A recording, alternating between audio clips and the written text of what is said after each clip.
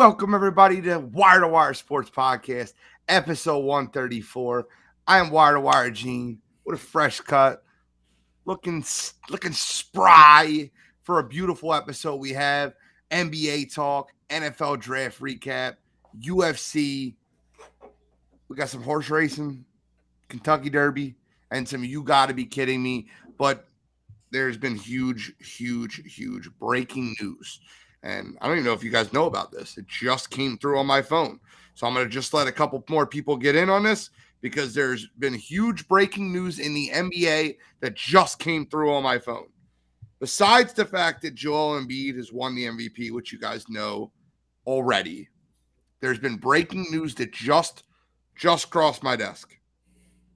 Did you guys hear about this yet? Now you're going to say it? It's going to shake up the NBA playoffs. I'm trying to let as many people as possible in here. It's shaking up the NBA playoffs as we know it. Kevin Durant of the Phoenix Suns has opted out of his contract with Phoenix and is signed with the Denver Nuggets. He's now playing for the Denver Nuggets. His team went down 0-2, and he's now up 2-0. It's a Kevin Durant move. I don't know what to tell you. He's now on the other team. Chris Paul got hurt. Kevin Durant has found a way in the NBA clause to join the Denver Nuggets. He said this is his team now. I don't know what to tell you. I mean, it wouldn't be the NBA without Kevin Durant moving over to the favorites and Chris Paul getting hurt. Oh, facts. Man, Chris Paul needs to retire. I love me some CP3. I've loved him his whole career. He has brought true point guard professionalism for the last 15 years, and it's done. It's it. It's wrap. It's a wrap. His tendons just can't handle it. Send him home. Phoenix would be best off, and they need a new leader too, because that team doesn't have a leader. See, I don't know about that one. I think we're gonna hear some ridiculousness. Good. I think I don't think Devin Booker is a natural born leader by any means.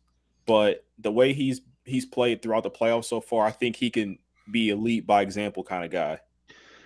I agree that he could be a lead by example type of guy, but with the guys that are on that team, you need a verbal guy that everybody listens to. Like you need a Chris Paul type on that team, especially with some of the personalities and some of the shall we say egos on that team.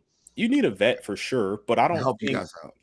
I don't think you need a Jimmy Butler to necessarily go over there. Like if PJ Tucker went over there, I think they'd be fine with that, like that presence in the locker room. Oh, I agree. I don't think it has to be a veteran superstar. I just think it has to be a veteran with somebody who's been there, done that type thing. Okay, I'm gonna let y'all in on something.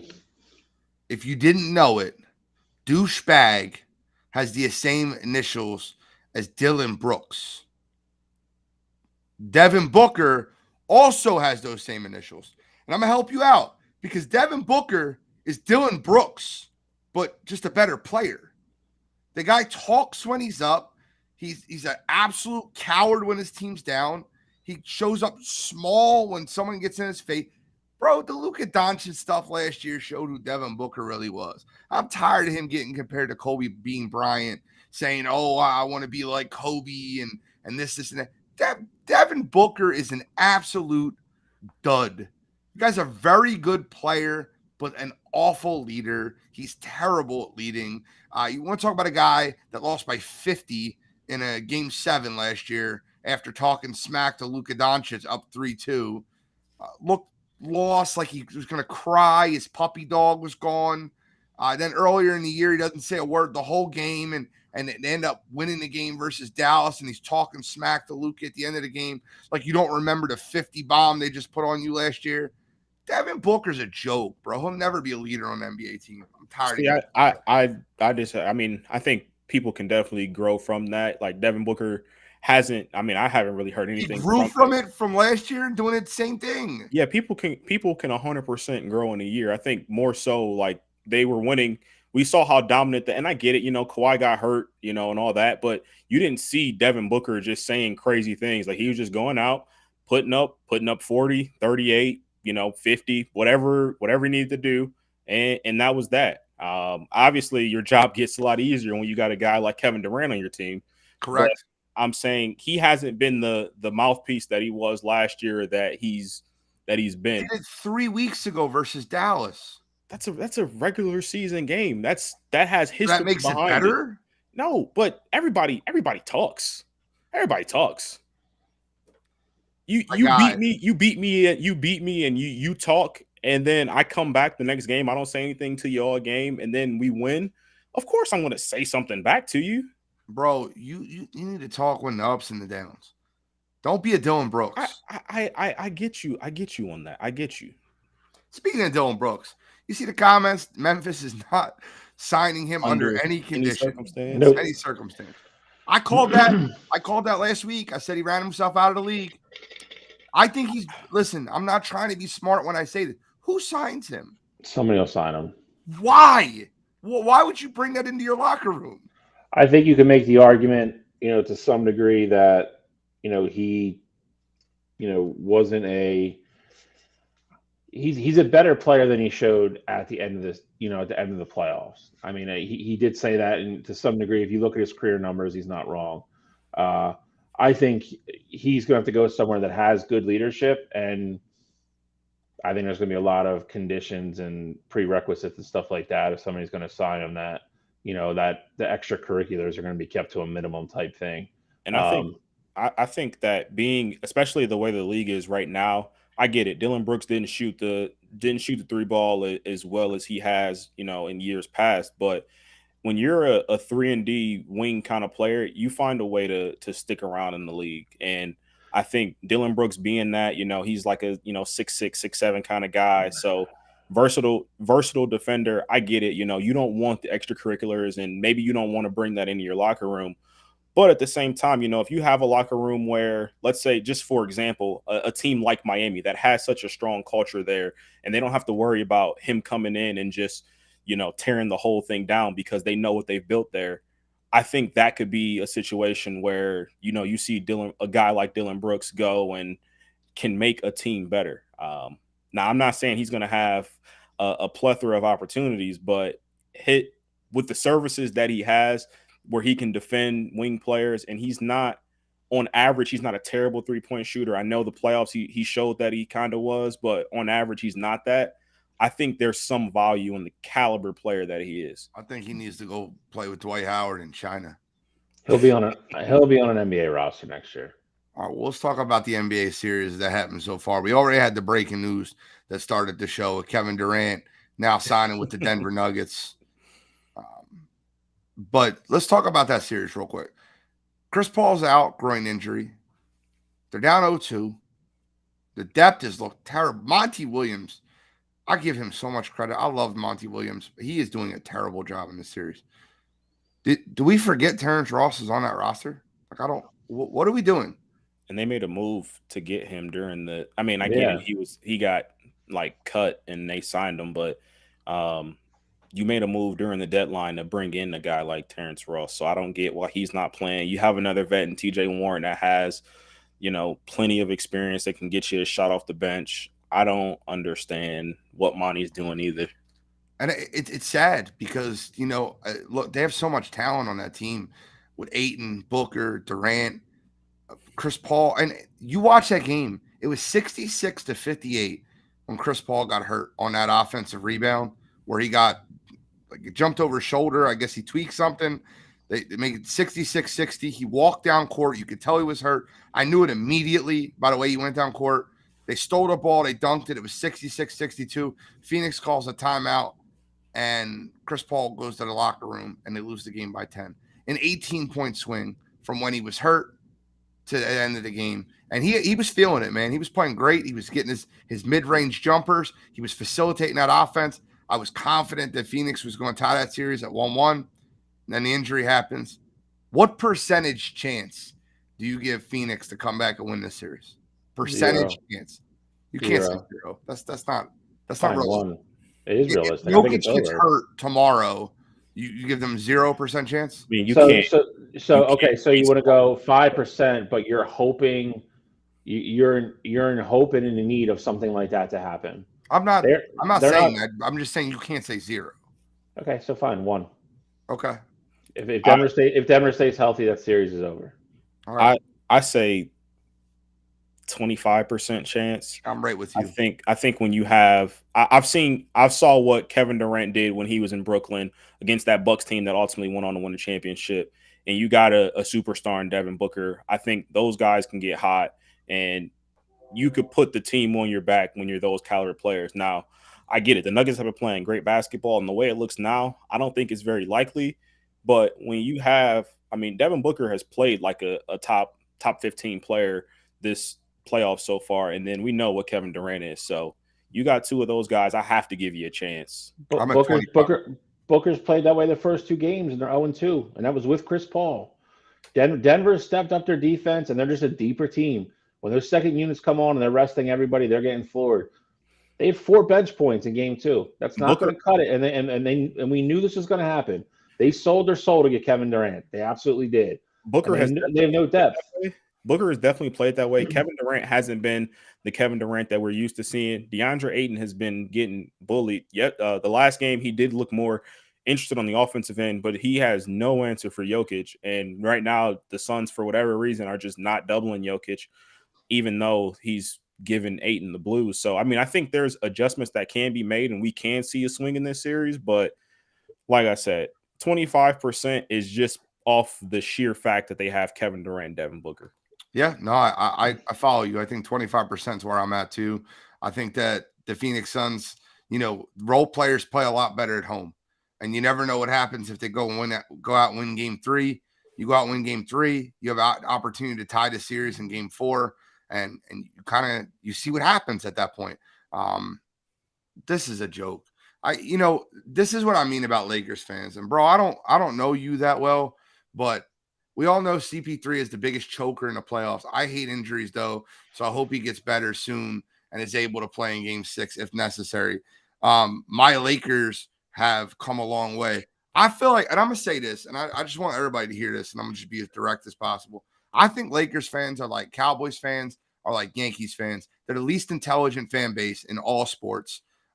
Things like this are so annoying, bro. He's playing his ass off in a game at 38 years old, and he tweaks his groin, but he's the biggest choker in the playoffs. Bro, shut up. Like that's annoying. It's so annoying when you don't like understand the game of basketball and you make comments like that. But the series is not over. I hope that CP3 gets back in the series. I doubt he will. I think that's all but done. But what you do need from the Phoenix Suns is you need some role players to step up. And specifically Campaign. Campaign looked good 2 years ago when he was in a rotational role with CP3. He played well. We were calling him CP15. And what he was doing when he was coming in for Chris Paul. What happened? He can still do that. He's going to start right in that starting role. Listen, TJ Warren's got to see the court more. I don't understand how he sits on the bench. It doesn't make logical sense to me. Role players play better at home. We'll see what happens in game 3. Any final comments before we move on next series? No, I'd be really curious. I mean, I would hope Phoenix comes out, kind of like their life depends on it. On Friday. I'd be really curious to see how the first quarter of that game goes. I mean, good. I was gonna say, you say role players play better at home, and I'm 100% behind you there. Denver's role players, for the most part, this past game, they didn't play that well, and neither did Jamal Murray. I think that's the one kind of thing that I would be kind of worried about if I was a Suns fan, because obviously we saw game 1 and how dominant the Nuggets were, but that was a big part of Jamal Murray being as dominant as he was. If Jamal Murray has a 25-point game and he shoots the ball well from the field, like I don't think that I think it'd be a tough uphill battle. And I think Chris Paul not being there will definitely see Jamal Murray's numbers go up. All right, so let's move on to the Lakers versus Golden State Warriors. I'm not going to give those comments any more credence. So let's move on to Lakers versus Golden State. Game 1 was last night. AD 30 points, 23 rebounds. The Lakers win game 1. The inconsistency of Anthony Davis in this playoffs has been the highs and lows of the Los Angeles Lakers. I think if Anthony Davis goes out and gives you 30 and 23 every night, the Lakers are one of the toughest outs. But if you go through his last 6 games, it's 30, 12, 34, 14, 28, 16. Like, you can't have that. You have to be consistent in the NBA playoffs. If Anthony Davis does that, there's nobody on that. Golden State does not match up well with him at home. And what they at home, away, it doesn't matter. Does not match up well with Anthony Davis. Let's look at the paint. Let's start there. Kevon Looney can't stick if he's not quick enough. His feet aren't quick enough. Draymond Green can't stick him. He's not big enough. So there's no real matchup for Anthony Davis on the court. And if he continues to dominate, and if they play Kevon Looney and Draymond Green on the court at the same time, Anthony Davis is just going to keep playing center field, and the Lakers are going to keep playing that 2-3 shell in which they're guarding the 3-point line, and Anthony Davis is playing free safety in the middle of the court. They're not respecting Kevon Looney's shot. They're not respecting Draymond Green's shot. And when both of them are court at the same time, you have 4 guys protecting the perimeter, and Anthony Davis just standing in the middle blocking shots. You have to play small ball, and you have to be able to run that Lakers team. Anthony Davis played every minute in the second half of that game versus Golden State last night. If they're playing small and running him up and down the court, he can't do that. You look at the 6-minute mark, AD is gassed. He was literally taking offensive possessions off because he was gassed. And that's how they got that 14-0 run to tie that game at 112. Now, D'Angelo Russell clutched down the stretch. Huge play. LeBron with the huge block. Anthony Davis with another block. Jordan Poole with the missed 3. I kind of want to start there. What were your thoughts on Anthony Davis, on Jordan Poole's shot? Do you like the shot selection? Do you not like the shot selection? Do you have an issue with it or no? I'll say I don't have an issue with the shot. I didn't necessarily like the shot. There in that situation, you have Steph, and I get it. He got double team. You got Clay. You have all these other options, but I don't necessarily dislike it because that night Jordan Poole had one of the hotter hands. He had hit 5 threes already. The time was dwindling down. I get it. You have time to set something else up. At the time that he got the ball, it's about 8 seconds left, and he's open. We've seen Jordan Poole hit this kind of shot before. It'd be different if he was, trying to be the hero and things like that. But we've seen Jordan Poole hit this kind of shot before, not only in college but in the NBA as well. When he was at Michigan, he had a tournament game where he hit almost identical distance against Houston, game winner to send Michigan to the next round. I'm sure Bill remembers that. There's been times throughout this season where Jordan Poole has pulled ridiculous shots and we've seen it go in. So I don't think you can necessarily be mad with that kind of shot. Do I want a better shot? Absolutely. But I'm not mad with it. I can live with that because if it goes in, no one has an issue with it. What's your thoughts, Charlie? I agree with some of what Cottrell said. I think if the shot comes later, I don't have an issue with it. I think that was the one thing that, if anything, it bothered me a little bit. I mean, Steph got rid of the ball with around 12 seconds. Jordan caught it and kind of went up. I think at that point, you could probably try to run at least one more screen. With the ball in your hand at that point, you could run one more screen, try to get Clay or Steph off something. If it's not there, then you could take the shot. I just thought it was a little bit early, in my opinion. At the moment of the shot, Jordan Poole was 6 for 10 from the 3-point line. I don't have any issue with it. I have zero issue with it. Again, my only really issue with it is that it was early, and I think he caught it and shot it almost like he was out of time, where he could have took another dribble, really settled into a stroke, and took it. That was my only issue with it. It was rushed, and he didn't need to be rushed. I think if he's more comfortable and takes his normal shot and is aware of how much time's left, I think it's a better shot than he makes it. The kid's made clutch shots before. Cottrell mentioned the one when he was a freshman in the Houston game in the tournament. I don't have a problem with him being the one taking the shot. You got to know going on that court if you're Golden State that they're going to do everything in their power to not let Steph take that shot. So it's got to be Poole, or it's got to be Clay, it's got to be one of those guys that they sold out to make sure Steph couldn't. So he's one of those guys that down the stretch is going to have to make those shots in those situations to win games because teams are going to take away Steph. So call it like it is. Darvin Ham outcoached Steve Kerr that game, and listen, Jarrett Vanderbilt. Give him credit, man. The guy followed when he was on the court. Steph Curry was 2 for 10, 1 for 5 from 3 when he was sticking him. He was following Steph around. He's got his cardio in. I'll give him all the credit in the world because he was a difference maker. Out of everybody in that game, outside Anthony Davis, the biggest difference maker on that court was Jarrett Vanderbilt.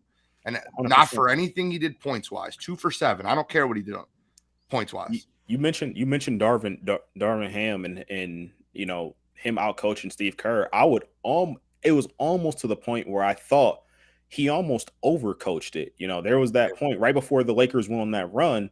He made the sub, taking Vanderbilt out. He put D'Lo in, and I get it. You want some offense to kind of close up the game.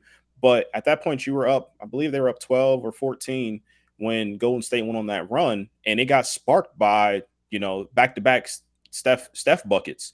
And so at that point, I'm like, hey, I get it. You want D'Lo, you want the offensive presence on the court, but you got to put Vanderbilt back in the game because you can't let these guys get going, especially with that little bit of time left. So that'd be my only one pushback with it. But yeah, Ham definitely coached a great game up until that point.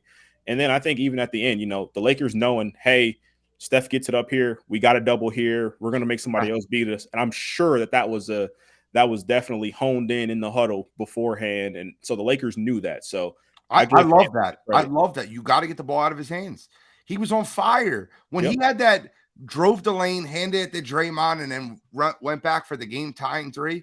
Yep. It was just like, wow, don't let him touch the ball again. He is just in one of those rhythms. Yep. And if he would have had the space to pull up from half court, he would have pulled up from half court. Yeah, I mean, he found his rhythm late in the game. Up until that, I mean, he wasn't having a great game. I mean, I think a lot of things went, in the Lakers' favor in that game, and they closed out and they won. I still think it goes 7. Again, does Anthony Davis have 5 more of those games in him, 4 more of those games in him? And does Golden State have another off shooting night? I think they're going to get a couple days rest here, coming off a tough 7-game series as well. I think that's going to help. I think Golden State will rebound, win game 2, and then we'll go back to LA, and I think it'll get interesting. But I think it'll be split after 4. I think it'll be 2-2 after 4. Yeah, I agree. I think again, we predicted 2 weeks ago. I said Golden State in 7. I still think that's where we're going. I think this ends up being another classic. It always is with a lot of these guys involved. The last thing I just wanted to say on this series is that this series has me so confused about the direction that it's going for multiple reasons. So on the Lakers end, obviously you get AD's 30 and 20 game. We know that that's not going to be the normal for him just because he hasn't been able to consistently do it. LeBron in that game, to me, this was the first time that I really thought he looks like he's 38 years old. He looked like he had slowed down a bit, and he was settling for a lot of jumpers that I feel like that's not normal for him. We all know that his shot has not been on this back half of the season, and he's still just shooting threes and things like that. So I'm like, how far can this Lakers team really go if AD has to drag them? If AD has to be the man every single night, I don't know how far that Lakers team goes. But on the flip side of it, though, if I'm the Warriors, we hit 21 threes that game, and we still lost. They shot 53 of them, though, bro. I know. Yeah. I get it. Like you shot 53 threes. Threes are more than 2s, and Lakers didn't shoot great from 3. So that would just be one of my things. And Lakers I get it. Never shoot great from 3. 100%. Not a 3-point shooting team. 100%. But my thinking would be if we make 21 threes, and I get it, the percentage wasn't where you necessarily want it to be, because that's about 40% as a team, which still isn't bad for most teams. But if I'm the Warriors and we shoot 40% from 3, what else do I need to do to, have the advantage in this series?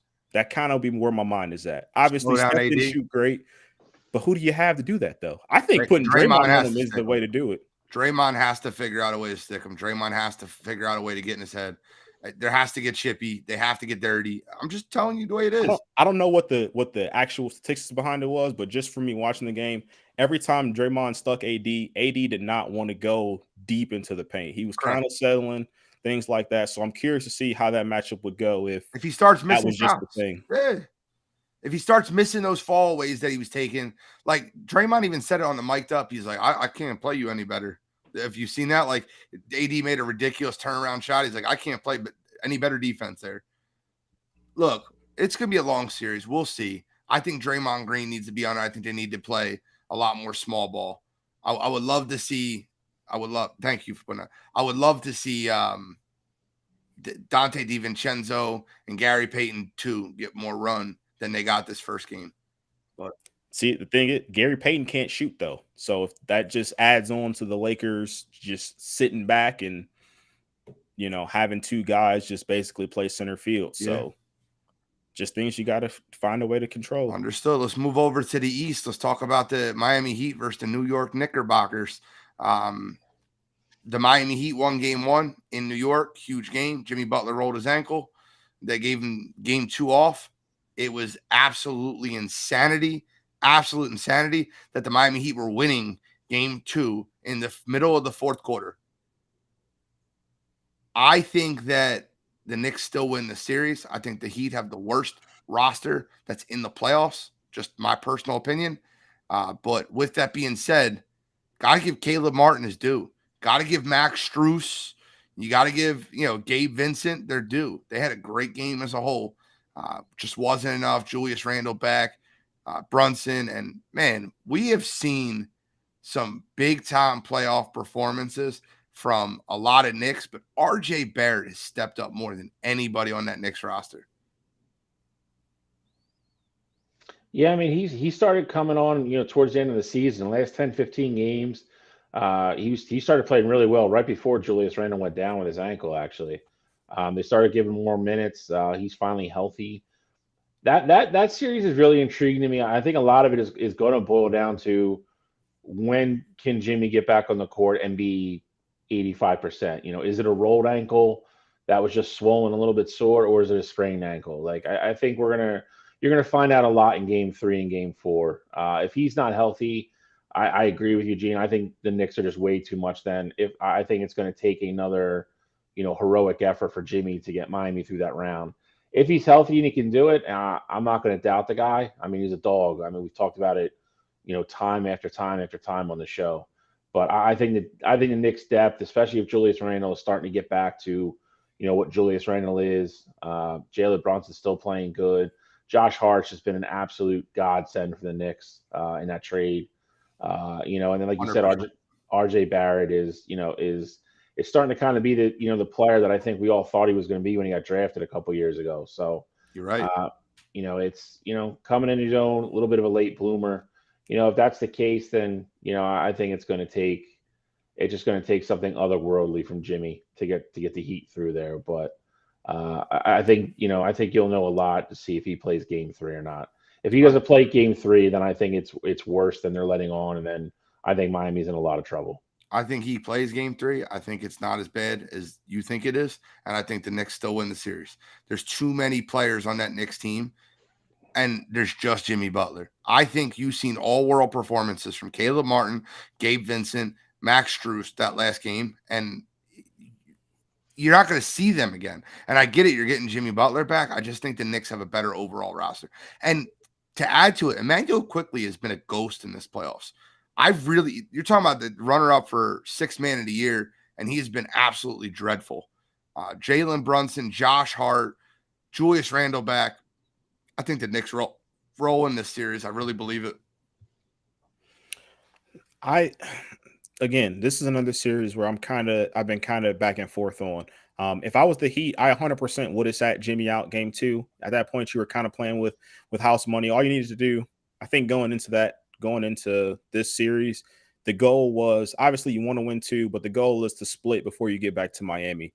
And they got game 1, so I think not playing Jimmy in game 2 was very strategic, and I think it was smart. I agree with you, Gene. I don't think it's that serious. I think if that had been game 7, we would have saw Jimmy play. But again, you're playing with that house money in a sense, and now you give them 4 days off as opposed to 2, and you get back to Miami, and hopefully he's not going to be 100%, but hopefully that swelling and all that can go down, and he can get back to being as close to his normal self as possible. With that said, I really like this Heat team. I get it. I 100% agree with Eugene. I think this is a terrible, terrible roster, especially with the other 7 teams you have left. But Gabe Vincent has been playing really well as of late. I know that this isn't his normal, and I get it. He had a really good game last game, but Gabe Vincent has been very consistent for this Miami team, and they're fine. They're just finding ways to make it work. Duncan Robinson off the bench. I get it. He's hot and cold, but just a shooter for Jimmy to have. And then this Knicks team, the way they play with Julius Randle and the way they play without him is just to me, it's really night and day. I get it. You know, people were making more shots in this past game.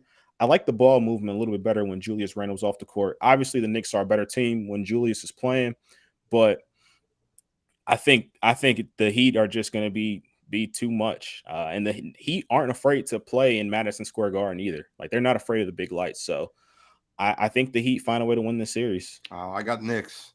You got the Heat. Shai, who you got in the series? Give us a final prediction. I'm gonna go Knicks in 7.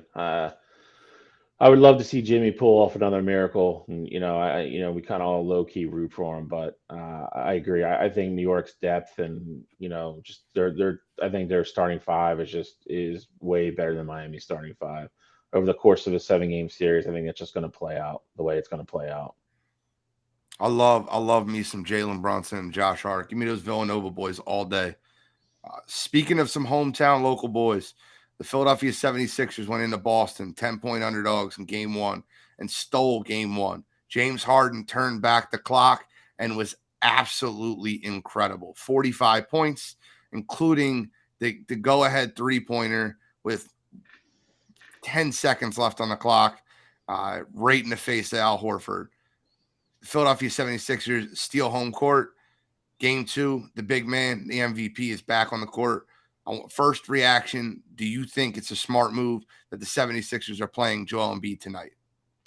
I'm going to go with no. Just same reason, same thing with Jimmy Butler and the Heat. I think you won game 1. You already got the split that you wanted. Give them those extra couple days, another extra couple days to rest, bring them back at home, and go from there. And especially, with the effort that you saw from Harden and Maxey and Tucker and all those guys, who's to say they don't go win game 2 without him? I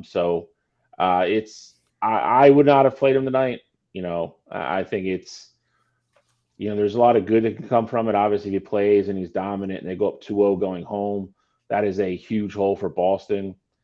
I think it turns the tide a little bit if he does play and then Boston wins, and it's a mental thing. But if I was running the team, I would not have played him tonight.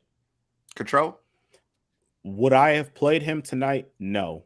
Is this situation different from the Jimmy Butler's situation? 100%. The 76ers had the luxury of sweeping their first round opponent, and they had more rest than anyone else at this point. With Joel Embiid's injury, obviously, I don't know the medical standpoint of it, but he's had at this point about a week and a half, I would say, a little over a week, to get back on the floor. So I don't know what an extra 2 days for him, like how much that would benefit him to take. That's the only reason why I'm more okay with Joel playing tonight. Just because obviously it seems like it's a more severe injury. So an extra 2 days for him, I don't know how much that actually helps. And he's already gotten some rest. So I'm okay with Joel coming back tonight. Can I tell you why it's a great idea that he's playing tonight? Because the 76ers are going to get their butts kicked tonight. And if you have any money that you can bet on the game, bet on the Celtics. They win the game by 15 plus tonight. You can book that. And I have no question in my mind that the Celtics absolutely destroy the 76ers tonight. But let me tell you why it's a great idea that he plays tonight. Because he is going to come back with ring rust and be rusty, and you need to get the bad game out of the way. You get that game out of the way because you can't afford him to come back ring rust in game 3 and lose game 3 at the first game he comes back. You can't afford it. Philadelphia needs to lose tonight, get all the ring rust out of Joel out, and then come back and win game 3 and game 4. And figure out a way to win one of those last 3. What's up, Key? But I think the 76ers get demolished tonight. Boston will be playing desperate. I think the spread says it all. 75% of money is on Philadelphia. They're 7.5, 8-point favorites at home for Boston. Boston beats them by 15 plus tonight. That game will not be close. I'm trying to let you guys all know now. If you want to put some money on it, you will win money. This is the easiest bet you will have in an entire year. Boston wins tonight by 20 plus. What I will say too, I 100% understand that James Harden had the caliber game that he had, 40 plus game in game one. I gotta give credit where credit is due. I don't think Doc actually coached a bad game in game one. So I'm always the one, I know most of us are, the one getting on Doc. So I do want to give him a little bit of credit there. And I almost wonder with this Celtics team, do they have a guy? Obviously, their coach, this is his first year being a head coach. Is he going to get on them to do what they need to do? I know they got behind Ime last year in his first year, but is their coach going to get it out of them this year? That's my big concern with the Celtics. Brandon, team. The easy money is Boston minus 7.5. They cleared out by 10 points plus.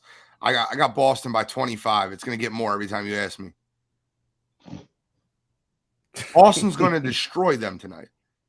I agree, and I thought I agreed if Joel was playing or if he wasn't playing. I thought so. Why not get the Joel ring rust out? Let him get his legs underneath him. This is not going to be a close game, so I'm okay with that. To me, it's like an exhibition game to get him ready for game 3.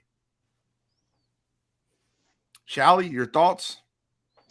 No, I mean, like I said, I wouldn't play him. I do agree. I think Boston wins game tonight. I meant. Yeah, Boston. I think Boston wins tonight. I'm not going to say by 25. The spread dropped all the way down to 7.5. Obviously, some of that is JoJo moving that, but I think it's a contested game. I don't think. I think you might get like a quarter or so of rust out of JoJo. I don't think you're going to get a full game out of him. So, I think he's going to be fine in the latter half of the game. I think it's a good game. I won't be surprised if Boston covers by any means. I don't think they're winning by 20 or 25 though.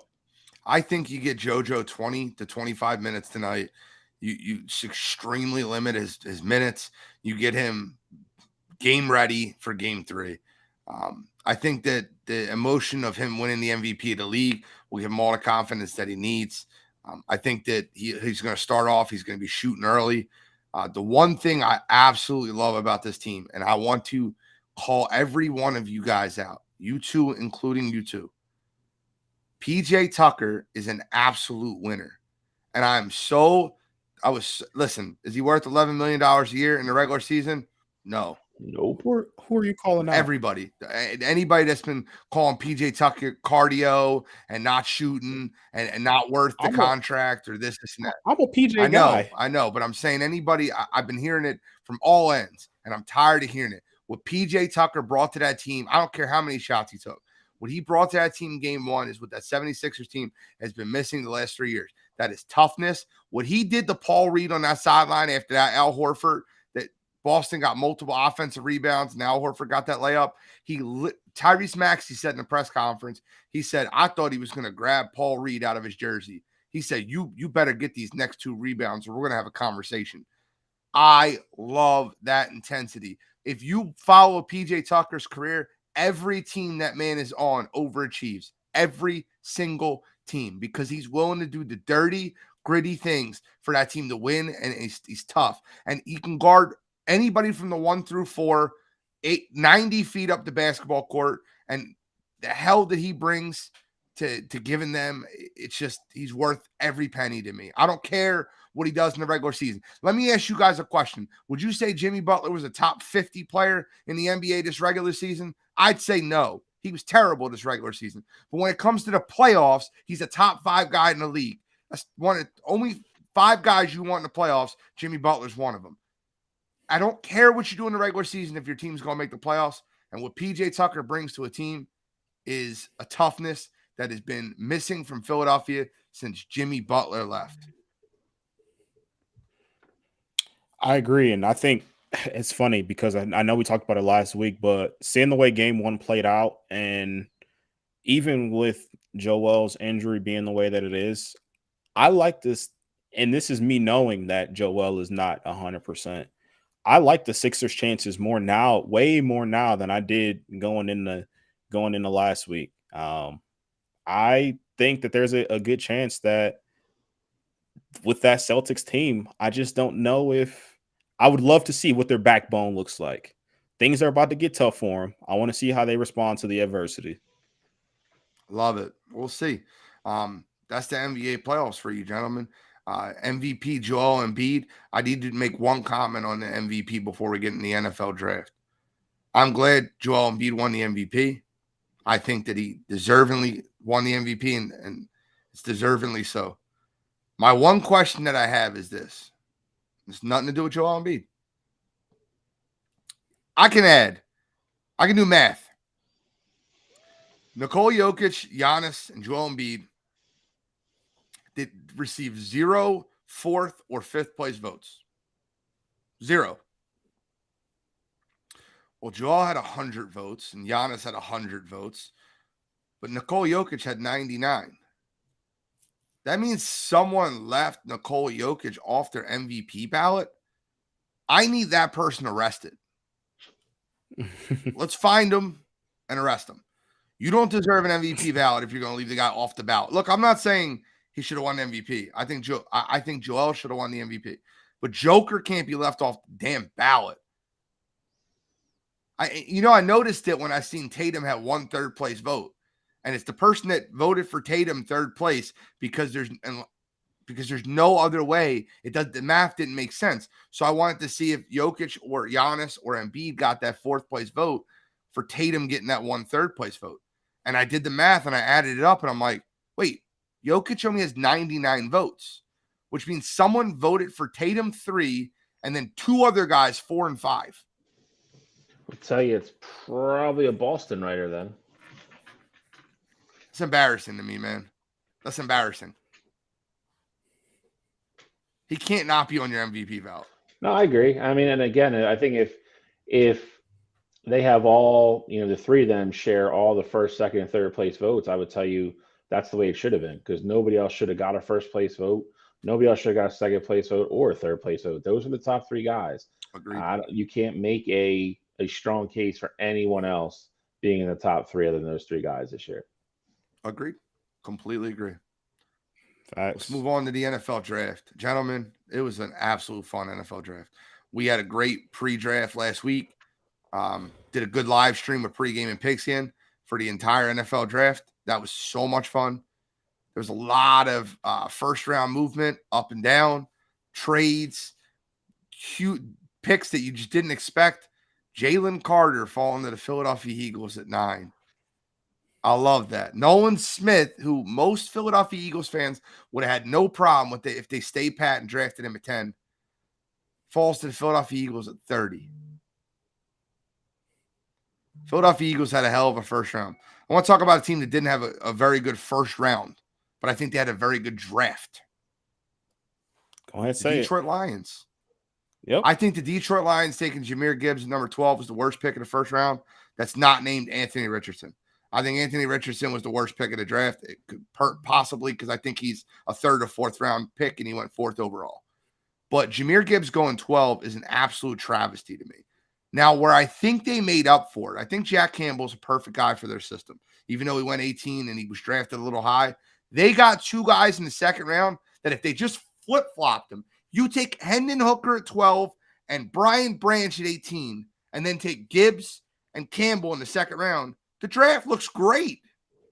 There's no issues with it. Facts. But I kind of want. And yeah, I was just going to say, it's funny you say that because I know we're going to go over kind of who we, winners, losers, whatever. That was going to be one of my teams. I was going to say a team that I thought absolutely lost the first round with the Detroit Lions, but as a whole, I mean, they got at the end of the day, they got 4 guys who I think can be. Well, they got 4. They got 4 guys that are going to be instant starters for him in Gibbs, Campbell, the tight end Laporta, which I was confused they didn't take Mayer, but that's fine if you had Laporta higher. And then Brian Branch. Those are 4 guys that are going to start for you day one, and I think Hendon Hooker can be your future. So I love their draft from what they did, and if you get your guys, then you get your guys. But 12 and 18, I couldn't believe they had 6 and Jalen Carter was in the palm of their hands and they didn't stand pat and take them. But I did like what the Lions did as a whole. Also, I don't buy the talk, and I've heard this from, and it's funny, it's coming out of the Detroit Lions general manager's mouth. Oh, he wasn't making it past 15. There were so many teams calling up for Jameer. Shut up, man. That's what all GMs say. Howie Roseman said that when he drafted Jalen Reagor at 21. Like, stop it. Stop it. I wasn't making it past Arrow. We had teams calling us like we couldn't believe you got, like, we were waiting on him. Like, stop. The one thing that I will say, if you're playing all along that hey, we don't need, because they were up at what, pick 6. So obviously you're not taking Jameer there. So you're like, hey, I need to trade back. If you don't get Jameer at 18 and that was your plan all along, then you're stuck with your hand in the cookie jar at that point. I get it. Why you not have stay other at prospects 6 and there. just take Bijan if you really want to take a running back? Because I'm saying if you value what Jameer does, you value Jameer over Bijan in what? No. I understand that you could think Bijan is a better player, but the Lions might have said, hey, we're looking for a guy that fills the shoes of Jameer, and if we can trade back and get more capital, that's what we want to do. Like, yeah, we could take Bijan at 6, 100%, but if I think Jahmyr Gibbs is not that far off of Bijan and I can get an extra second round pick, I'm going to do that 10 times out of 10 if that's the mindset of that GM. So you can't trade back and then not take Jahmyr. If you're going to take Jahmyr at 18, you might as well took him at 12. That's what I'm kind of getting at. I understand what you're saying, but I think it was the wrong pick too, but I get the thinking behind it. Okay. Charlie.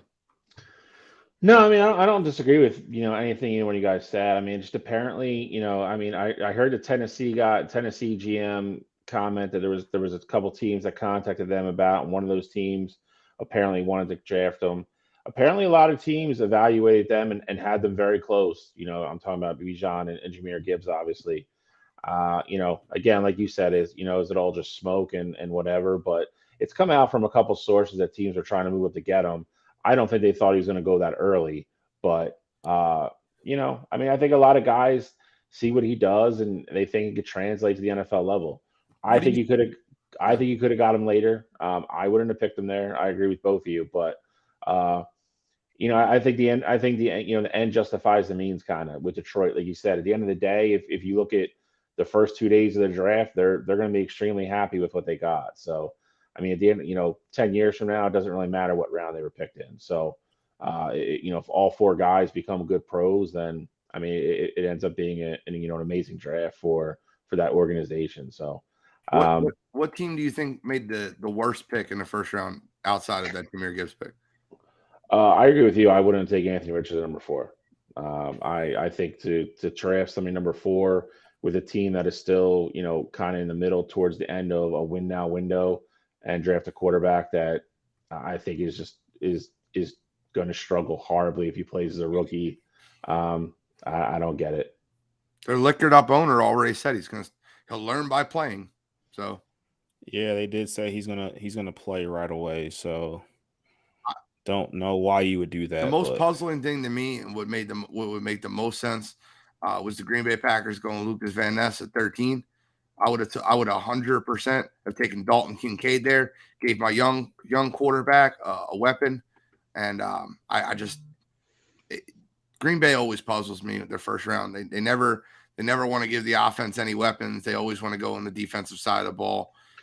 It's just it's frustrating to watch, but it is what it is. That's the Green Bay Packers. That's what they do. Also, I think that the Jacksonville Jaguars had an absolute awful draft as a whole. And this is not just a first round thing. I think they reached on almost every one of their players. They had a ton of picks, and they end up leaving the draft with 2 to 3 starters out of 11 picks. I just didn't make much logical sense to me. A pick that didn't make much sense to me, and they were talking about it on the draft broadcast. I'm 100% fine with the talent. I think Jordan Addison is going to be a great player. The Vikings taking him when they don't have anyone in their secondary was definitely puzzling to me. Like I said, I 100% to get the talent grab, but you don't have anybody in your secondary, and you're going to be trotting out who knows who on the back end there. So I was definitely confused seeing the Addison pick there. Talk about confusing, though. The Seattle Seahawks drafted Jackson Smith and Jigba to be a slot receiver, and then in the second round drafted Zach Charbonnet when they have Kenneth Walker. When they have so many holes on their interior of the defense, they couldn't stop you from running the ball up the middle last year. Yeah, I mean, I get it, but who do you reach on though? What do you mean? What do you mean reach on? I mean, in the first round, I don't think they're where they. I would were have at took Jalen Carter as opposed to Devin Witherspoon at 6. Okay. At 7. Okay. Or 5. Sorry. I more so meant at 20. So at 20, you can do a lot of different things. Listen, I would have took Brian Breesy if I had to over Jackson Smith and Jigba. They don't need us. They got Tyler Lockett and DK Metcalf, and they can't stop the run. Tyler Lockett's no spring chicken, though. We're drafting to replace a top 25 receiver in the NFL when we can't stop the run. That's a stretch. And in the second round, they took Zach Charbonnet when they have Kenneth Walker. Where does that make any logical sense? I think that's the difference with Minnesota. Like I at least somewhat understand it. While they had bigger needs, they lost Adam Thielen, Jordan Addison. You need somebody to pair with Jefferson. So I mean, that at least makes sense on paper. Obviously, there's they picked 21 or whatever they were, 22. I don't think 24. I don't think there was anybody on the board that they looked at as being maybe an absolute game changer in the secondary. So they went with value and another weapon on the offense. That one at least makes a little bit more sense to me than like Gene said. I mean, I don't know how you. I think they're both very good players, obviously, with who they drafted. I just don't know if they make your team better in the sense that Charbonnet is going to be the second string back in Kenneth Walker. Yeah. And then Jigba's obviously going to play, but it's like, there's only so many balls to throw around to 3 guys. And if you're giving up 30 every game, what the hell's the difference? Completely agree with you.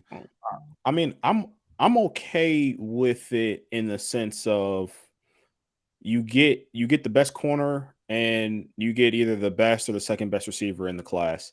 The Charbonnet pick, I can't justify that. You in the second round, you use your second round pick on a guy to be your second string running back. Like I won't ever justify that.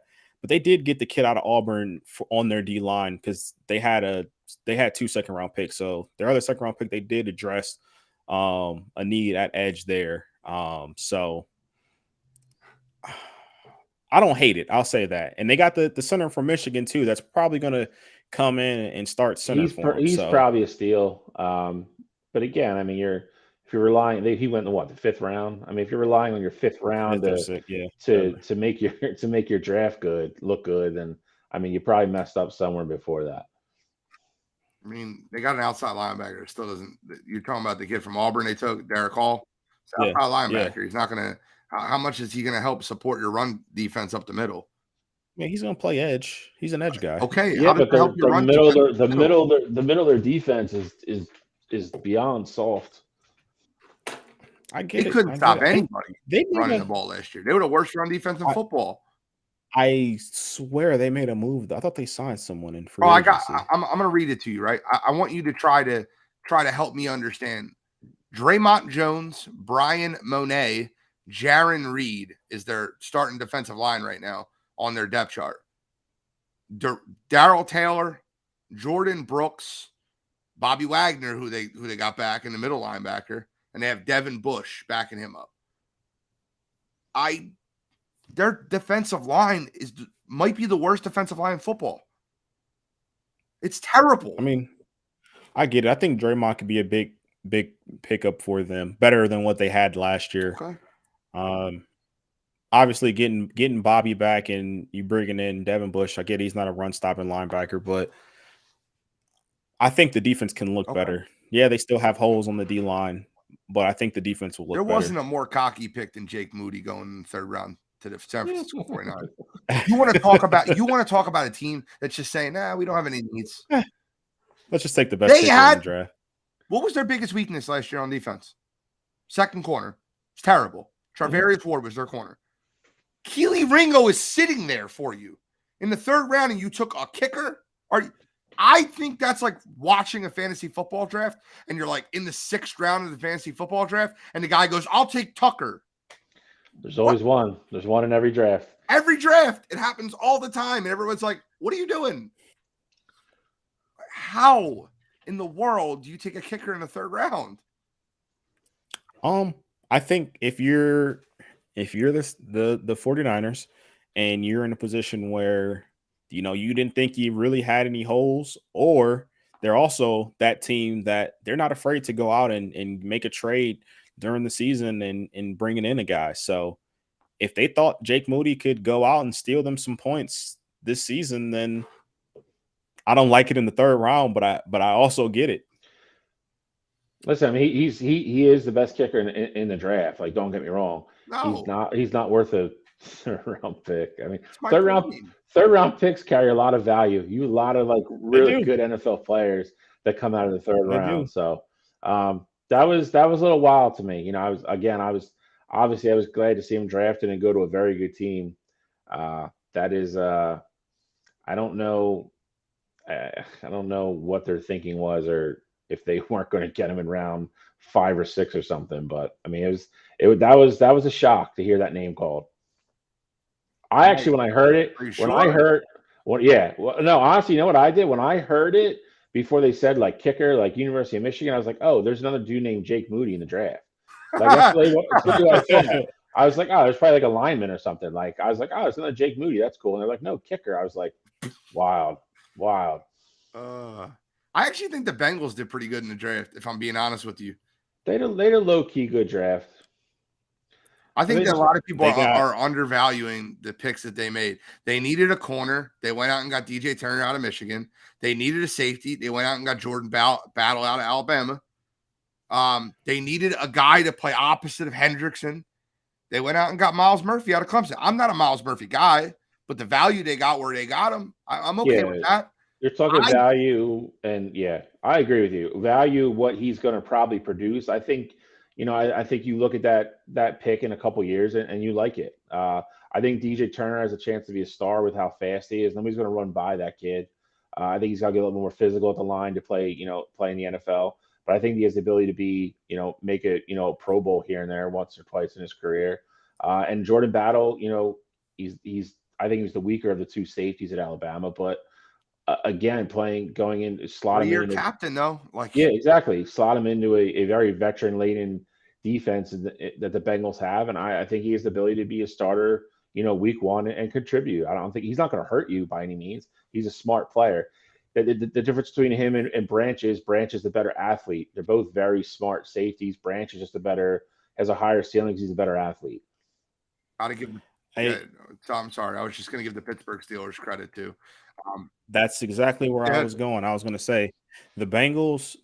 I did like their draft. I thought with their 1st round pick, I thought they were going to go Mayer there with him sliding. I thought that you bring him in, he's going to help you out in the run game and be another weapon for Joe Burrow. I thought that would be the direction that they went. But with their team, I'm okay with Miles Murphy there because he's a guy who's going to come in, do his job, and he doesn't have to be the guy. They got Trey for that. So I'm good with that pick for them. But Pittsburgh Steelers definitely had a very, very good draft as well. They traded up right before the Jets to get Broderick Jones, left tackle for the future there for Kenny Pickett. And the Jets second round, you got after that. They panicked. Yeah, they did. Yeah, they did. And then second round comes and you get Joey Porter that fell right in your lap, So I think in a different world, if the Jets had moved up and got Broderick, the Steelers probably would have stood patted. I think they were at 18. They might have took Joey Porter off the board there. So I think that was great value for that Steelers team. I thought the AFC North as a whole had a great. The Browns not so much just because they had later picks. I thought they got good value, but they're not in this conversation. I like what the Ravens did as well.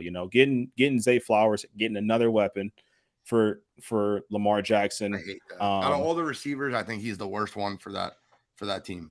I'm not saying he's the I worst think receiver. I just think being that unpolished, playing with that quarterback, I just feel like it's bad news waiting to happen. The only reason, But I think that situation though is going to be good for him because he doesn't have to go in and right away be a number one receiver. So I think it gives him time to kind of develop. And I don't know if I haven't seen any other reports besides AB's crazy self tweeting about being on the he ain't playing on Ravens. that team, But bro. He's more unsignable than Dylan Brooks is. You're right. you have some guys there that can kind of help mold Zay Flowers. So I like what they did. I like that pick. And the only reason I'm going to say this is I think you're going to see him run a lot of the same things they ran with Hollywood Brown. And if Hollywood Brown didn't drop the ball every third time it was thrown to him, his numbers would have been crazy. I think you're going to see a lot of that with Zay Flowers. I think you're going to see a lot of OBJ and what's his face? Bateman doing a lot of the over the middle stuff and possession stuff. And I think you can kind of just let him, learn on the fly. And there's not going to be a ton of pressure on him. The one thing I will give Baltimore credit from, and I know you guys know this, and there's a lot of people that don't get it, that don't watch the sport. Being a wide receiver in a warm weather team, in a dome team, and being a wide receiver in a cold weather team, is a totally different thing. They got Rashad Bateman out of Minnesota. They got Odell Beckham Jr. who played in New York and Cleveland. And they have, Flowers out of Boston College, Zay Flowers out of Boston. These guys are all prepared to play in cold weather situations, and I understand that. Cold weather is not going to bother them. I think there are two, and the last thing I'll talk about the first round, I think there are two teams that absolutely panicked because before you get there, just one thing, I just want to throw it in since we're talking about the Ravens. I love they got Trenton Simpson in the third round. I thought that was an absolute steal. Thought he was the second best one. I had him third. I think I had him slated third, but I thought he was the third best linebacker in this class. And for you to get a guy like that in the third round on that Baltimore team and him being the freak athlete that he is, it's going to be wonderful. The day after the draft, they declined Patrick Green's 5th-year extension. I mean, you look at what does that tell you? Yeah. Yep. Yeah. I mean, you look at Baltimore's, top skill guys. I mean, it matches up with anybody's, man. I mean, you're going to go Lamar, you're going to have a healthy J.K. Dobbins, Mark Andrews, and then OBJ, Bateman, and Zay Flowers. I mean, it's a lot of talent, man. It's a lot of talent there. That is, if they keep their defense healthy and everything else, I mean, they're going to be a very good team. I would not, AFC North is going to be it's going to be a battle again this year. Two teams that absolutely panicked, and I think it's both because teams that jumped up and picked right before them, is the New York Jets. I think they absolutely made a panic pick at 15, taking Will McDonald. I think they were 100% taking Broderick Jones, and the Steelers jumped right in front of them and took them.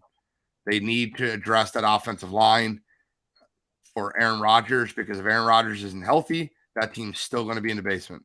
And the other team that absolutely panicked, the Dallas Cowboys. I think they had Dalton Kincaid written on their board. And when Buffalo traded up right in front of them and took Kincaid, they took Mozzie Smith. Listen, great run stuffers. Going to help that team out a ton. They're already transitioning Micah Parsons to be a 3-down line defensive end. They're no longer playing him at linebacker. He is going to be an edge rusher D end for them. They're making a very concise effort to make sure they stop the run this year.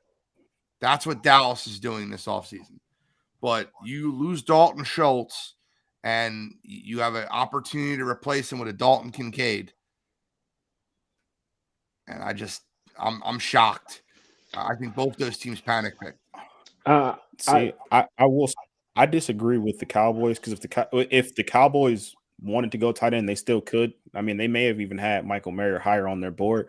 So I don't think it was like crazy panic there. And Micah Parsons he was on one of the shows, and he had said he had conversations with Dan Quinn about wanting them to take Mozzie.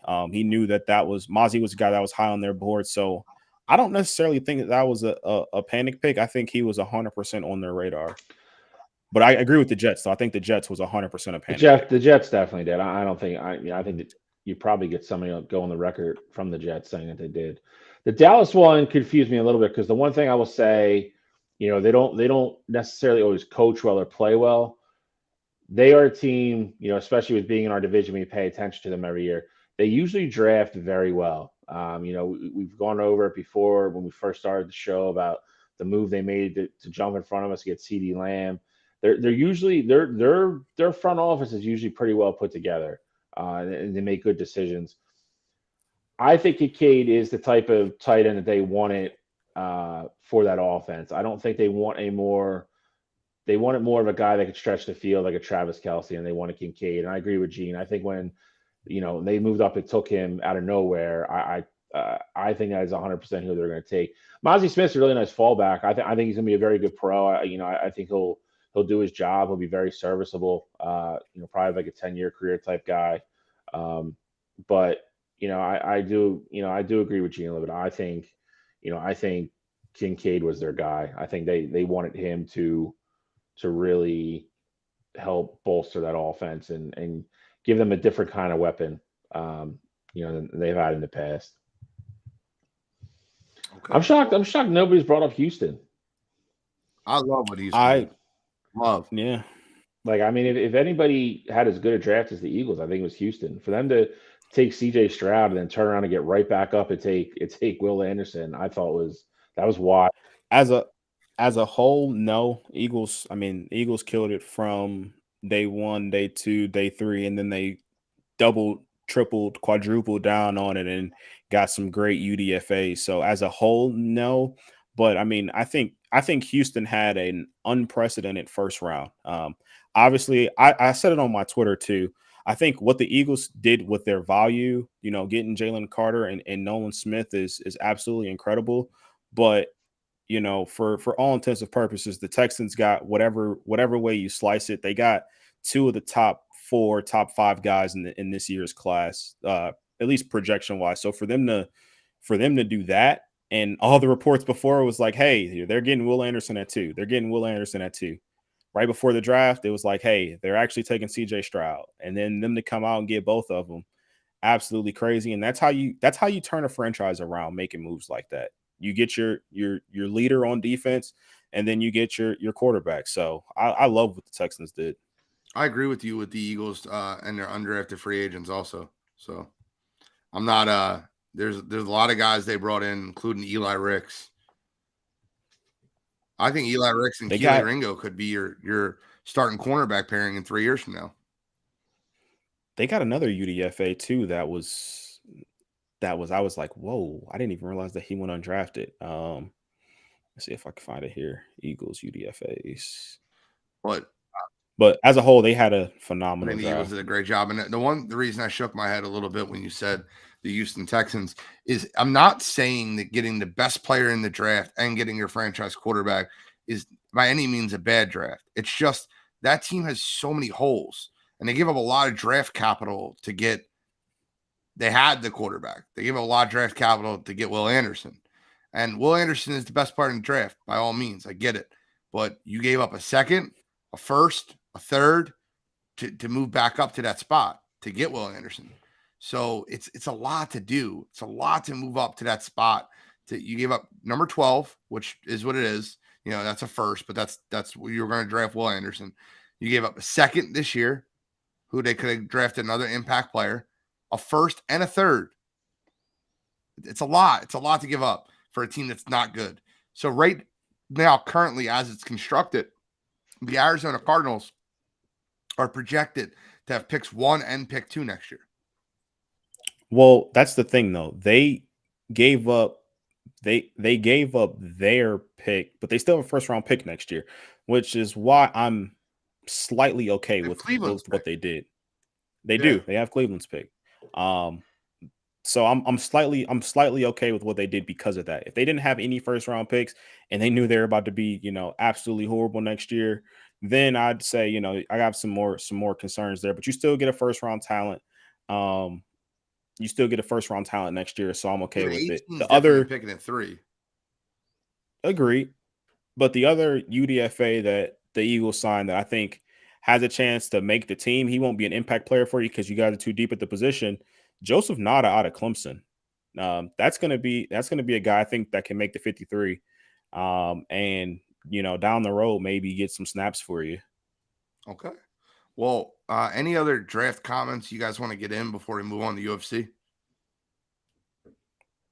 None that I could think of. No. Atlanta picking Bijan. Terrible. Definitely surprised Terrible me. pick. Definitely It's surprised an awful me. pick. Bad teams do bad things. Now they have a bad quarterback and they have a overdrafted running back with a defense that can't stop anybody. An offensive line that's not great. I mean, their O-line was decent last year. Tyler Algier ran for 1,000+ yards last year, so definitely was a very confusing pick. That's for sure. We talked about it last night at the field. I'll talk about it again now. You can't take Bijan Robinson at 8 when you have all those needs. You can't do it. Yep. Too many needs to take a luxury, and a running back is a luxury pick. It is. I mean, Atlanta is just notorious for doing that. Like if it's they Kyle Pitts. Yeah, they take who they think the best player is available at that position. A little bit of a head scratcher, especially when I really don't think anybody in that building is convinced that Desmond Riddler is the next coming of Matt Ryan. Riddler. I like Riddler is the next coming of anybody that is going to help that team win a Super Bowl. So with quarterbacks on the board there, I think they could have went with, or if you really didn't like anybody, or there was too much talent left on the board. What would make sense for the Atlanta Falcons? Arthur Smith goes out and gets Ryan Tannehill from Tennessee. Tennessee's looking to move on from Tannehill to begin with. They have the money to be able to take his cap in this year. He's already familiar with Arthur Smith's system. He goes over there and is a 1-year stopgap and can try to reinvigorate his career in Atlanta. And you get Will Levis to start. Correct. And the Falcons can try and get Caleb or Drake next year, one of the other quarterbacks coming out next year, because Desmond Ritter's not your answer. Definitely. So I called that on draft night. I told you that as soon as I watched that college football playoff game versus Alabama. The happy feet, the scared off his back foot stuff. It's just you've seen it right away. It was so obvious. I don't know how NFL scouts missed it, but and especially in Atlanta, I think if you put him in a good situation where he has a ton of weapons around him, I think he could be a game manager in the NFL. But you don't make game managers your franchise quarterback. Facts. So spitting facts. Let's move on to the UFC. We got a card, Cinco de Mayo card. Aljamain Sterling versus Henry Cejudo. Triple C. And then the one fight that's not on here that we 100% are going to have to talk about, Bilal Muhammad is going up against Gilbert Burns. Thought there was like an injury that caused these guys are just ridiculous. They're crazy. We just signed to fight 14 days ago. They're like, whatever. Dude, yep. Gilbert Burns just fought on 287. Gilbert it makes a little bit more sense to me because he came out of that fight pretty much unscathed, and at that point he had to cut weight again. For Bilal to take that, and apparently, coming into this week, he still had half his weight to cut. Like it's gonna be a tough week for him. I mean, Gilbert Burns said, I am not taking another fight unless it's a title fight. And 2 weeks later, he's fighting again. How does that happen? I don't know. I think it's like. Did we not hear that? Am I the only one that heard that interview? Like, I've done all I need to do. My next fight will be for the title. Week later, I'm going to fight Bilal Muhammad. Look, I see Dylan in the comments, man. I just want everybody to know Gilbert Burns is taking out Bilal Muhammad, and hopefully that's the end of him. I hate watching Bilal Muhammad fight. I'm rooting for Gilbert here. It's about to be a big Gilbert win, and Gilbert's going to be next in line for a title shot after Kobe. See, that's the part that surprises me is like rush this fight, take this fight on short notice to win, knowing that you're still sitting behind Kobe. Like that. I mean, I guess it gives you the guaranteed shot, but I mean, Kobe and Leon are not fighting till later in the summer, so that fight's probably not happening until 2024. Like that. I mean, you still can sit on it though. You can, but I'm saying you're going from one extreme to the other. Like, you're going from fighting, a month or not even a month ago to turn around fighting now. and then you're going to sit for like 10 months. Like that's the part that's interesting to me. But I mean, you listen. I mean, you want guys that want to get in there, bang, and fight and want it that bad. More credit to both of them.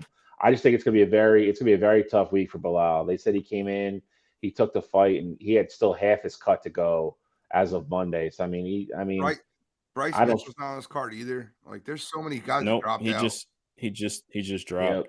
I don't think Bilal is going to be cardio wise 100% on Saturday night. So I think that's going to be very interesting to see how that plays out. It's so crazy for a fight that has that much meaning. Agreed. And with such short, like, just like the camp. What's the camp? Like, like, what's the preparation for these fighters? Like, I don't. Well, the one thing with Bilal has been training. Bilal had joked and said he had 44 pounds to cut. His trainer came out afterwards and said that was, they were kind of just joking about that, and he's kind of had the opportunity to make this a normal cut for him. So I don't think Bilal will have any issues getting down to the weight. I think his stamina will be as normal as possible for him. With Gilbert, I know he didn't take that much damage in the last fight, but you're still going up against, a top 5, top 6 guy in the division. And, Jorge's no slouch. You might not take that much damage, but you just got hit in the face and in the body multiple times by Jorge Masvidal. So I don't get why you make it so fast, but this card was begging for co-main. So I'm okay I with know, it. because if it was Jessica Andrade versus Jan, listen, I'm gonna tell you something right now. You guys know how in the women's MMA I am, and you guys know how much I don't like Jessica Andrade. Jessica Andrade is going to run through that girl so easily. I don't know if you guys know this, but Yan Jian, she got knocked out by Carla Esparza. I just stop for a minute, right? I don't think if you gave Carla Esparza a baseball bat, she could knock me out. Have you watched Carla Esparza fight? She's the least threatening fighter I've ever seen in my entire life. I love Carla Esparza. You know I'm a Cookie Monster fan. If you gave her a baseball bat and a hammer, I don't think she could knock me out. It's the fact that this girl got knocked out by Carla Esparza. Jessica Andrade is going to run through her like a hot knife through butter. I don't know why. I think Dana White, and I love the fact that women's MMA has taken off to the fact to the avenue that it has. But you don't have to make every co-main event or third fight in every card has to have. You don't have to do this. Jessica Andrade doesn't belong here. The other thing with Jessica Andrade is that I swear she's fought like 5 times in the past 7 months. Like, I feel like every other card, it's like, we're going to throw Jessica Andrade on here. We're going to throw Jessica Andrade on here. So, I mean, if she wants to keep fighting, I understand it. Fought But in January, she fought in February. I mean, you're right. She beat Lauren Murphy card in January. She lost to Erin Blanchfield in February. She lost on a fight night that they just threw on. And I'm not a Jessica Andrade, like, I'm not a fan of hers at all. But you can't, in any world, I can't understand how Yan Jian beat Mackenzie Dern in a 5-round decision on a fight night. And that was her catapult to get in this fight, because Mariana Rodriguez beat the crap out of her, and Carla Esparza knocked her out. She's lost 2 of her last 3 fights, and she's sitting as the 3rd fight versus Jessica Andrade. Like, what are we doing? UFC, what are you doing? This card definitely lacked the heavy hitters, but one fight that I did want to highlight: Kron Gracie making his return to the octagon. He's been gone for 4 years. Fighting Charles Jourdain, who was in a banger late last year with Hurricane Shane. That's gonna be a great fight. Obviously, the last name. He comes from the Gracie lineage. He's gonna be fun to watch. I don't know why he was gone for 4 years, but I remember watching him in 2019, and I think he could be a talented prospect in the UFC. So that's probably the second fight that I'm most excited to watch on this entire card. Why? Anybody know why Doug Nasty pulled out? Why Bryce Mitchell pulled out? Undisclosed injury. I think he didn't realize who he was fighting. I really believe that. I don't think he knew who Mavsar was, and I think he was like, "Yeah, I'll take the fight," and then seen the fact that he was going to get beat up, and was like, "I can't lose another fight," and then undisclosed injury came out. I'm not kidding with you. I think that's what happened. Bryce isn't that kind of guy. Bro, that's a bad dropout. Bryce just fought. Bryce just got beat up in his last fight by a guy who we knew was going to beat him up. That's my point. He can't afford to lose another fight. I don't know. This card is suspect at best. Dana White needs to, if I was the UFC, I would cut the price in half, sell it for $35. So apparently, I just looked it up. Bryce Mitchell, they were filming Embedded, the UFC Embedded series, and I guess there were some videos about he had some mysterious skin blotches on his body, and a day later they pulled him from the fight. So it'll probably come out exactly what it is because there's footage of it. So I feel bad for Diego Lopez. I give him all the credit in the world. He's stepping in there versus Mavsar, but that's not like that's a walkthrough. Just add that to your parlay. It's been a week of being in bad weaker injuries. I mean, and then the next pay-per-view, Pena's now hurt, so she dropped out of the Nunez fight. So and how long ago did Charles Oliveira drop out versus Beneil Dariush? He didn't necessarily drop. Well, I mean, he did drop out. I think they were supposed to be on this card. They're going to be on 289. So it wasn't a terrible. It was a minor. There's a minor injury, so they just rescheduled. They moved it back just a little bit. 1 month. That's going to be a fight I can't wait to watch. Beneil Dariush versus a Charles Oliveira. You want to talk about next level jiu-jitsu? Oh my god! Might just be a grappling match. It'll be fun to watch. All right, so let's give our 100%. picks on the two main fights. I'm going Gilbert Burns. I think Gilbert Burns wins. I know Dylan's a Bilal Muhammad guy. He is. That's I respect why it. Bilal Muhammad is guy. Listen. Bilal Muhammad has an absolute point that he deserves a title shot over Kobe. 100% has a point. He hasn't lost in forever. He keeps taking out everybody in his path. Who was he supposed to? He's fought somebody that was supposed to be the next up and coming, and he just desecrated him. I forget the guy's name. His last fight, he fought why can't I think of his name right now? I'll get it for you. But it was his last fight, and he finished him. Destruction. Oh, Vicente. Well, no. Sean Brady. No, not Sean Vicente. Brady. Sean Brady. Yeah. And then he beat Luque. I think he's won his last 4 fights. And then they had the no contest versus Leon Edwards 3 years ago. But I mean, of the top guys in welterweight, he hasn't fought those guys. And I'm not saying Kobe has, I'm not excusing that, but Sean Brady was his first big, and he had some quality wins before that. Vicente, I'm not saying he's nobody, but at the time that he beat him, he was probably ranked 8th or 9th. At the time that he beat Stephen Thompson, he was probably ranked 8th or 9th, 10th, somewhere around there.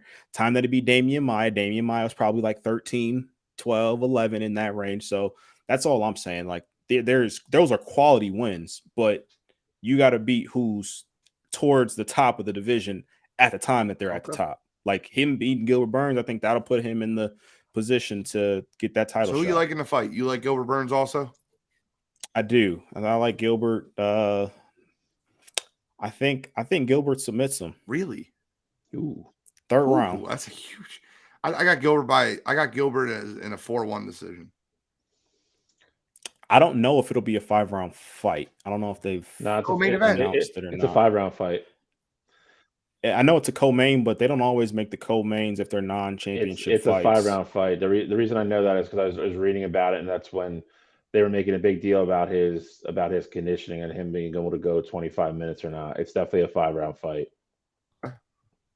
I like Gilbert Burns as well, though. I think Gilbert Burns. I'll go 4th round TKO. I think Gilbert's gonna get a knockdown, and I think at that point he jumps on top of Bilal and submits him. Okay, so we all have Gilbert Burns. I'll go last on this one. Henry Cejudo versus Aljamain Sterling. I think you guys know who I'm going with anyway. Henry Oh Cejudo yeah, versus 100%. Aljamain No, who you Sterling. going with? This is a pick 'em. 115, 105. This is basically all but a pick 'em. Look, I think this fight comes down to who's going to out wrestle who. This is going to be a wrestling match. If you're not a fan of watching UFC fighters wrestle, don't watch the main event. Don't pay for this card. And I don't know how you can pick against Henry Cejudo in a wrestling match. I don't care how many years he's had off. The guy is just a world-class wrestler. So I'm rolling with Triple C in this one. I think it's a UD for him. I don't think he submits Aljamain, but Knock him out. I think Henry decision win. You're going against your boy. See, the thing is, Aljamain's not my boy. Just because I pick him in fights doesn't make him my boy. I'll tell you right now, Henry Cejudo is going to knock him out. I got Triple C as well. I mean, I think a lot of people are making a lot about the whole 3-year off. We just saw John Jones come back from a little over a 2-year absence and just walk through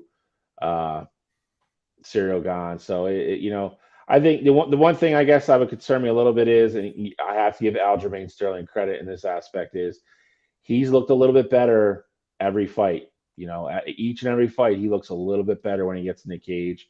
But I agree with Cottrell. Henry Cejudo, as long as he's in shape, and obviously he came back and took this fight for a reason, so he's obviously motivated.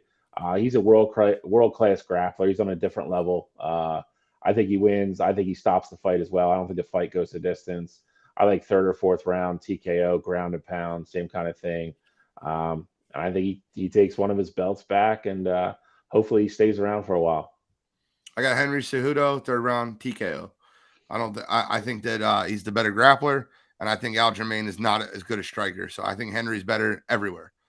So I'll take Henry Cejudo, 3rd round TKO. I think the only reason the odds on this fight are even, I think it's a gift, is because Cejudo hasn't fought for 3 years. I think it's an absolute gift for you. Henry Cejudo, 3rd round TKO. I wouldn't say I think it's a gift, only because if I don't see a way that Aljamain gets knocked out, because I don't think I think we'll see this fight on the feet less than 5 minutes of the 25-minute Well, fight. that's how TKOs happen, when somebody gets you in a very good position, grounds and pounds you're facing. Okay. On the ground. How did TJ Dillashaw get knocked out by him? How did Marlon Moraes get knocked out by him? How did Dominic Cruz get knocked out by him? TJ got knocked out because he didn't have an arm to fight back. That's fair. My point being is my shoulder. Look, I have zero love for TJ Dillashaw, so I can't stand him. So it is what it is. But yeah, facts. I'm not a Henry Cejudo guy either. I really don't like him. He runs his mouth way more than he should. But facts. I got Cejudo in a TKO. What up, though? Timmy Todd. Gotta call it how it is, though. Timmy Todd. You're not out wrestling Triple C, so I call it how it is. I don't like Aljamain Sterling. That too. I'm very honest about who I like and who I dislike. It's very, very obvious. Also, for my rooting interest, I'm not an Aljo guy, but I am a Merab fan. So Merab and Aljo are like best friends. They train together. They've already said they're not going to fight each other. So for my rooting interest, I need Henry to win this fight so that we can see him fight Merab next for the belt. And that's going to be a fight that I can't wait to see. Sean O'Malley. He wants to fight Sean O'Malley if he wins. I get it. It's a huge money fight for him. Exactly. He wants the money. I don't want to see Sugar Show fight a guy that wrestles as much as Aljo or Cejudo. So I think we put that one on the back burner. That fight's going to be a beating if it happens. I wouldn't mind watching Sean O'Malley get beat up. I don't like him either. So there's a lot of fighters. And jeez, you don't like anybody. It's funny. I do. I have my guys I like. You like Jorge. Out of all people. He's done. I mean, he retired. Don't piss on his grave. You don't need to do that. I'll be honest with you. I hated Habib when he was fighting, but at the end of his career, I respect. Why? Why'd you hate Khabib? I rooted against him often. I always wanted that. I mean, that's okay. I always wanted that fighter to knock him off. I wanted Justin Gaethje to beat him. I wanted Dustin Poirier to beat him. I wanted Conor to beat him. I See, I don't know. That's weird. I don't think Khabib's in like the people that you don't like. I kind of understand because they have that whatever you want to Khabib is call very it, boring to moxie, watch. their He flavor. I know a really slowed down ton the of main people. event. That's Yeah, probably I know a ton of people that didn't like Khabib.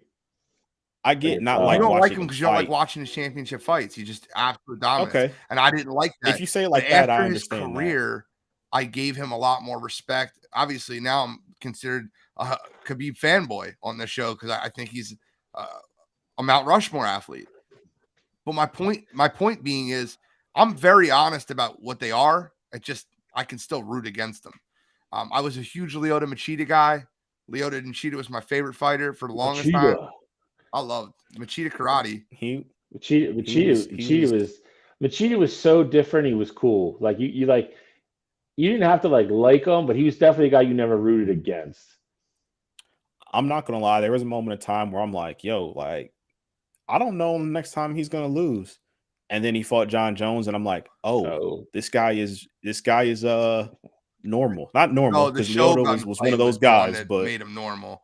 He's fighting Shogun. He was like a minus 800 favorite, and he won a dirty decision. Like, I don't know if he necessarily won the fight. He won it 3-2 in a 5-round decision versus Shogun. And then they fought again, and Shogun knocked him out in the first round.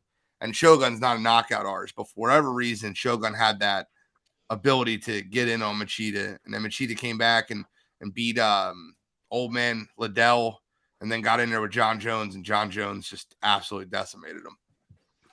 I know his whole career, man. I was a big Machida guy. That front kick that he gave to Randy Couture, though, was hilarious.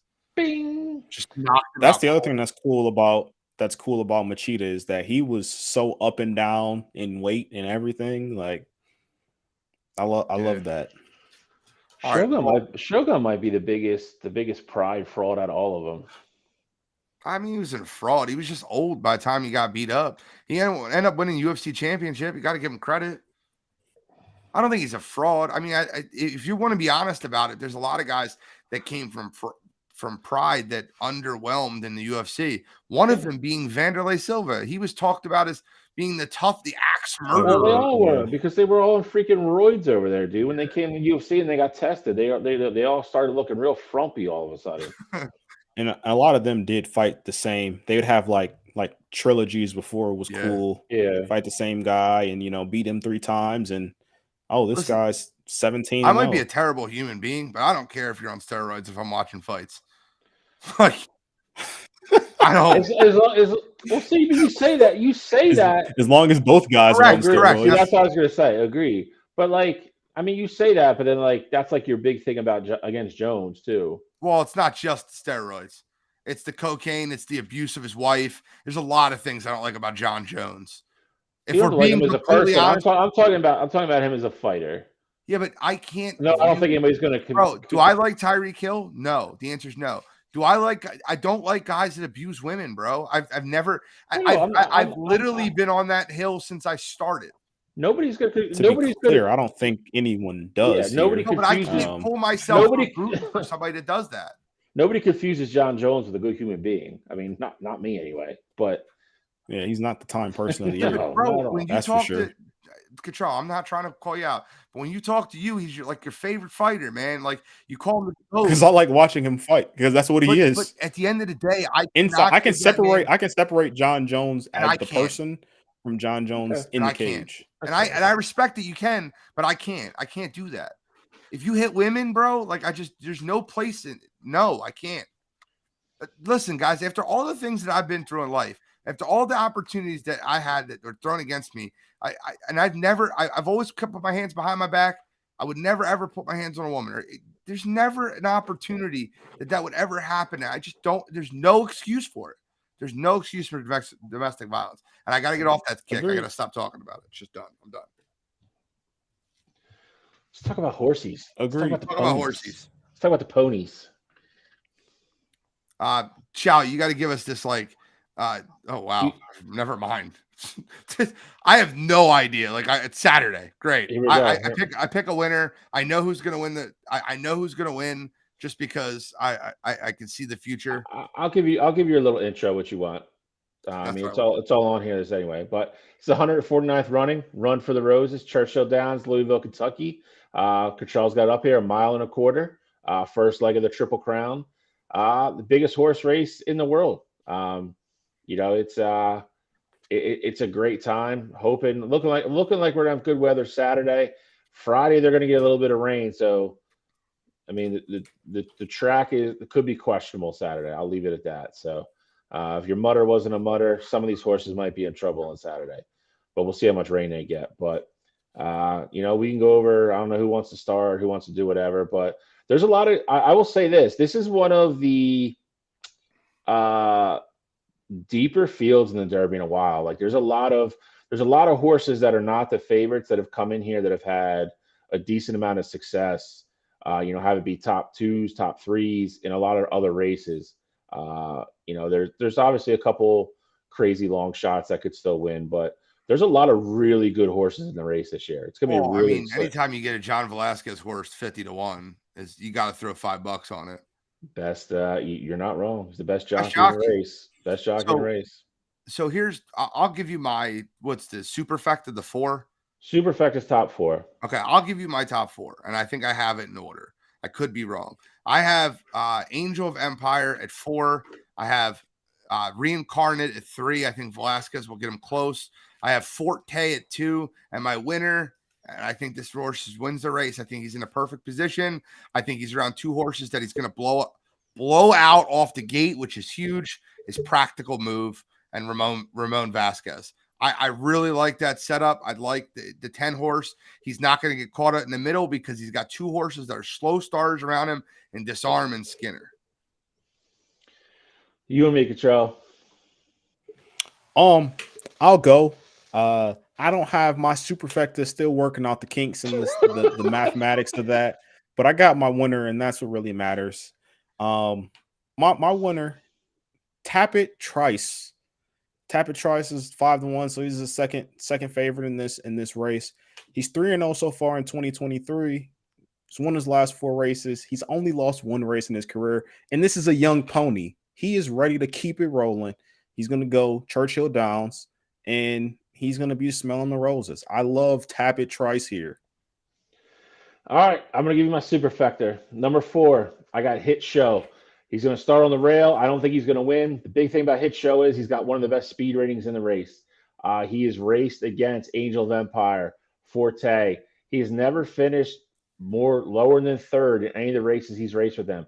He has the speed to get there. He's around a bunch of horses that are on the inside that are not going to go out as fast as him. He should be able to get around probably the 1st or 2nd turn and be in that lead pack. If Manny can keep him there and keep him on the pace, he's got a shot to hit the podium at the end. 3rd place. I'm going Rocket Can. He's going to be right outside with Forte. He's probably going to stay on Forte's hip, ride him out.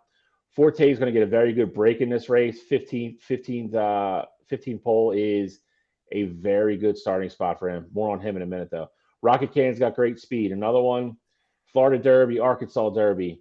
Been in the top 3 or 4 every one of his races. He has the speed to win this race.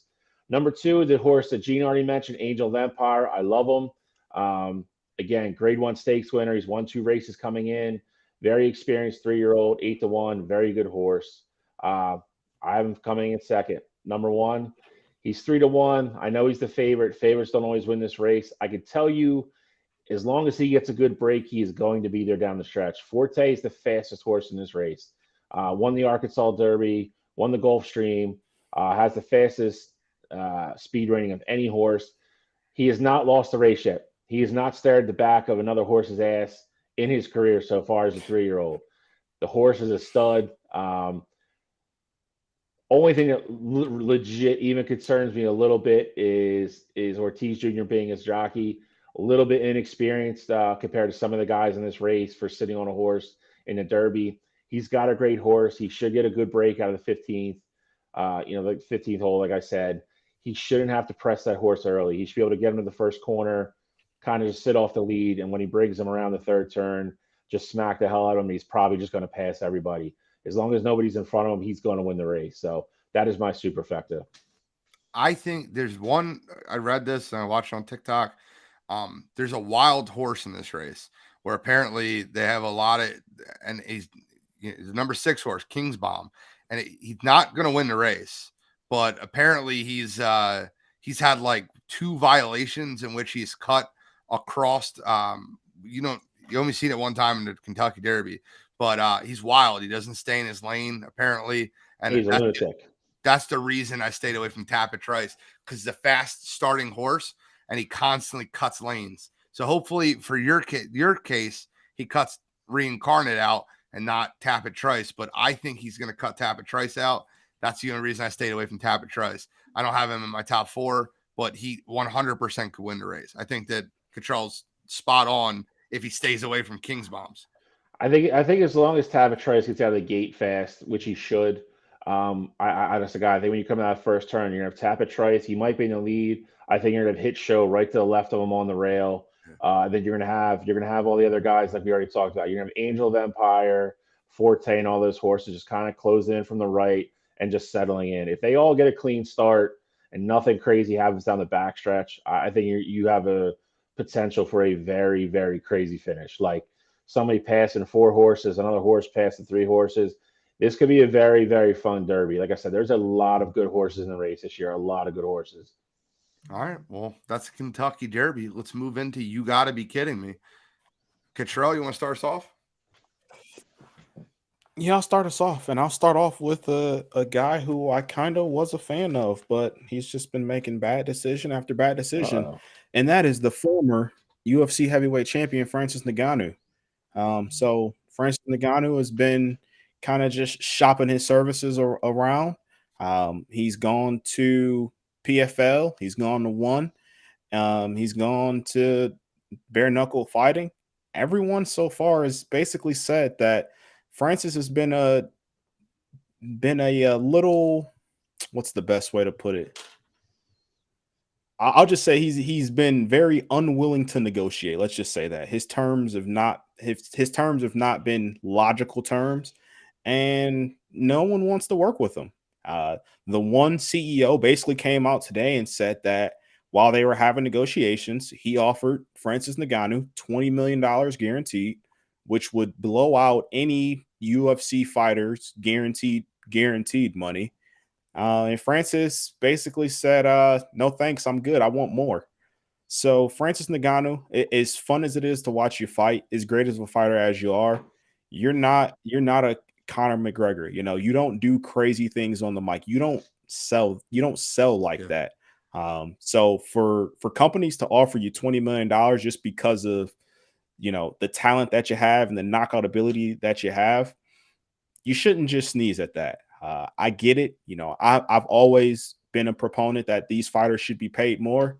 $20 million is more than enough for you, Francis Ngannou. I think this is an absolute mistake. And, at the end of the day, I think you might be put in a situation where it's going to be boxing or bust for you, because these mixed martial artist organizations are probably going to try and blackball you at some point. If you're hard to work with and $20 million isn't enough for you, these smaller organizations, they don't have $20 million just sitting around to give to you. So I need you to figure it out. I don't want this to be the end for you, but you got to figure it out fast. If you want to box and you want to get your money, I'm cool with it. Go get your money, but you got to figure it out and figure it out fast, because the way you're doing it is just not working out. So Francis Ngannou for me. Come on, you gotta be kidding me. I really hope Bill's not using mine. He didn't have a good week in regards to prospects either. Deontay Wilder got arrested 2 nights ago. I mean, there was a lot of rumors those two were going to box. And then John Jones came out and said today that or I think yesterday actually maybe, that if he beats Stipe, that he probably thinks he's going to retire. He said the one fight he would stay for would be Ngannou. The problem is now, man, if he comes crawling back to Dana, Dana's going to bend him over the barrel at this point with what he did. So, I mean, John Jones will make a fortune. UFC will make a fortune. Francis will make decent money, but not what he would have made if he would have stayed. So there's one big fight left for Francis right now, and he's got to make it before he leaves, because if John Jones beats Stipe, which, I know he's your boy, Cottrell, but I think we all agree he's probably going to. That is the marquee fight. There is no bigger fight on this planet for Francis than to step in the cage against John Jones for the heavyweight belt. So he cost himself some money. So that was a good one. I'm not going with a person this week. I'm going with a team. And anytime I can take a shot at this city, I will gladly take it. You gotta be kidding me this week is the Boston Bruins, you bums. You set, you go all year and set every record in the NHL, and you go up 3-1 against Florida, who got it in the playoffs the last day of the season. Last day, the backup goalie, an ex-Flyer, mind you, and 2 ex-Flyers actually, because both their goalies are ex-Flyers. And then you blow a 3-1 lead with 2 games at home. Totally choke. If you're any kind of hockey fan, Bruins probably, a crazy stat at this point. The Bruins pretty much hold, I would say 2, debatably 3, the worst 5 choke jobs in the history of the NHL. They were up 3-0 against the Flyers and lost that series. They lost another 3-1 series. I don't know what's going on, man, but there's nothing better than I like watching the city of Boston burn when it comes to sports. So for this week, choke jobs, the Bruins, you're going to dismantle your team now. Your leader's leaving. I wish I could say I'm sorry or I feel sad, but I'm not. So I love to see it. Come on, you gotta be kidding me. Mine will fit right into what I was just talking about 5 minutes ago. Mine this week is Jackson Mahomes, the brother of Patrick Mahomes. Kid's 22 years old. He was booked he's been charged with 3 counts of aggravated sexual battery and an additional 4 count of battery. He is shown on video grabbing a 40-year-old woman by her neck and kissing her. It's on video. The video is published on TMZ if you want to see it. Jackson Mahomes has already been caught dancing on the Sean Taylor Memorial. He's done a lot of really stupid things, and this one might take the cake completely. Any disrespect and forcibly grabbing a woman by her neck. I hope he gets arrested, and I hope they put him in jail. Not a Jackson Mahomes fan to begin with. As always, we have to wait till all the details come out, but the video is very damning. And Patrick Mahomes has been nothing but a consummate professional in the NFL, but his brother Jackson's been bringing nothing but bad things to the name Mahomes. And for this week, Jackson Mahomes. Come on, you gotta be kidding me. I didn't want to go too deep into it, but they provided law enforcement with the tools and evidence they need to evaluate the claims against Jackson. There's video clips all on the internet. I'll let you be the judge of it yourself, but it doesn't look good. I think the one thing that's kind of telling to me is that this story broke like maybe a month and a half, 2 months ago. And so for them to have done their investigation and now they're deciding to arrest Jackson, I mean, again, I don't want to make full speculation here, but it seems like they clearly had enough evidence to move on after a month and a half, 2 months. So I'm with you. I just, I've been very consistent on this show, and I'll be consistent on any platform you ever put me on. I will never, ever, ever take any abuse of women. It just doesn't, as a grown man to put your hands on a woman or force yourself sexually on a woman. You're never going to get sympathy from me. I don't care if it was a kiss. You put your hands around the woman's neck. You're 22. She's 40 years old. You put your hands around her neck, and it's just watch the video. I don't want to get to it's ongoing trial, and I don't like calling people guilty until they're proven guilty, but it doesn't look good. And I will always call that stuff out on the show. So any final comments, gentlemen?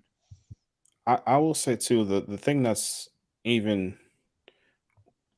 I don't even want to say weird, but like with Mahomes, like his brother with Jackson, you essentially have the best job in the world. You just have to be Patrick Mahomes' brother. Clearly you guys are tight. He's always with him. He is worth $500 million right now. You hit the freaking lottery, dude. You don't have to do anything. Like, I get it. You want to have some shine, you make your TikToks and stuff, but you mentioned it, Gene, the Sean Taylor thing. Now I don't know how you don't have the idea to just sit down, be grateful for the life that you're living, live an extravagant life, make your TikToks, do all that, but just don't be an asshole. Don't make dumb decisions. Like I don't get it. Like I said, you obviously don't know the full story, but the video speaks volumes. And I Don't know the full story, but regardless of whatever comes out, it's still a bad decision. Regardless of 100%. whatever, even if it's not criminal, it's a bad decision. 100%. His lawyer came out and said that they use that snippet of the video to make it look a certain way. There's a whole other story. I mean, we'll see. I just don't know how you can explain putting your hands around a woman's neck. I'm grabbing her. Like there's no explanation. Like, what are you gonna say? Like, oh well, she told me she liked this in public. I don't like. What is the response to that? I don't want to get. I mean, like I said, he's like you said. I mean, we always wait till everything comes out. He's been charged, and we'll see what comes out of trial. I mean, it sounds like that's where it's going to go. So, I mean, we'll hear whatever defense they have for the situation. All right. Well, any final comments, gentlemen? Nada. Well, go 76ers. Looking forward to them having hopefully going up 2-0. They're only down 7 so far. This episode will be downloaded on Spotify, Apple Podcasts, and iHeartRadio. Give us a follow, a retweet, share. Thanks for tuning in to Wire to Wire Sports Podcast, show 134. We are signing out.